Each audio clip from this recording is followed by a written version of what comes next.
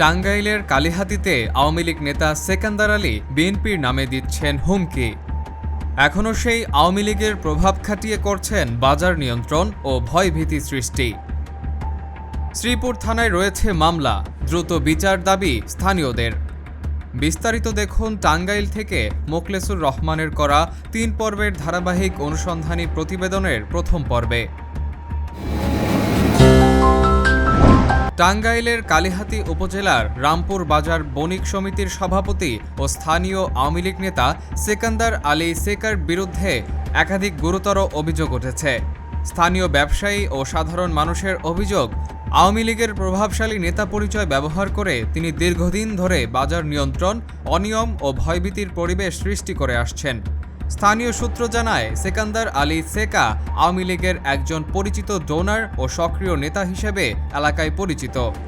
অভিযোগ রয়েছে, বিগত ফ্যাসিস্ট সরকারের সময় থেকে তিনি রাজনৈতিক পরিচয়ের আড়ালে অস্বচ্ছ আর্থিক লেনদেন, বাজারের দোকান বণ্টন ও নিয়ন্ত্রণ, এমনকি প্রশাসনিক কাজে অযাচিত প্রভাব বিস্তার করে নিজের কর্তৃত্ব প্রতিষ্ঠা করেন। বাজারের একটি অংশের দাবি, তার সিদ্ধান্তের বাইরে গেলেই নানাভাবে চাপ ও হয়রানির শিকার হতে হয়। এলাকাবাসী আরও অভিযোগ করেন, সাবেক ক্ষমতাসীন এমপি সোহেল হাজারীর সঙ্গে ঘনিষ্ঠ সম্পর্কের কারণেই তিনি দীর্ঘদিন ধরে রাজনৈতিক সুরক্ষা পেয়ে আসছেন। সেই ক্ষমতার বলয় ব্যবহার করেই বর্তমান রাজনৈতিক পট পরিবর্তনের পরও এলাকায় আধিপত্য ধরে রাখার চেষ্টা করছেন বলে অভিযোগ উঠেছে। এদিকে আওয়ামী লীগ নেতা সেকান্দার আলী সেকার বিরুদ্ধে গাজীপুর জেলার শ্রীপুর থানায় একটি বৈষম্য বিরোধী মামলা রয়েছে বলে জানা গেছে। 5 আগস্টের পরে মামলাটা হয়, তাই না? পরবর্তীতে মামলা হওয়ার পরে প্রতিবেদন আসছিল, শ্রীপুর থেকে প্রতিবেদন আসছিল। সেকার মামলা, মানে মামলাটা রানিং আছে নাকি? রানিং তো এখনো রানিং। বৈষম্য বিরোধী আন্দোলনে যে শ্রীপুর মামলা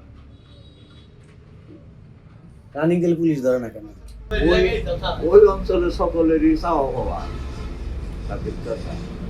হয় না।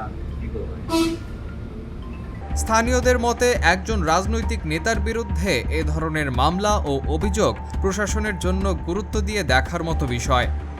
এসব অভিযোগের প্রেক্ষিতে রামপুর বাজারের ব্যবসায়ী, ভুক্তভোগী ও সচেতন মহল কালিহাতী থানা পুলিশের দ্রুত ও কার্যকর হস্তক্ষেপ দাবি করেছেন। তারা জানান, আওয়ামী লীগের নাম ও রাজনৈতিক পরিচয় ব্যবহার করে একজন বাজার সভাপতির সাধারণ মানুষের ওপর ভয়ভীতি ও প্রভাব বিস্তার করার সুযোগ নেই। নিরপেক্ষ তদন্তের মাধ্যমে আইনগত ব্যবস্থা নেওয়া হলে বাজারে স্বাভাবিক পরিবেশ ও শৃঙ্খলা ফিরবে বলে তারা আশা প্রকাশ করেন। অগ্রযাত্রা প্রতিদিন, নির্ভীক প্রত্যয়ে উজ্জীবিত।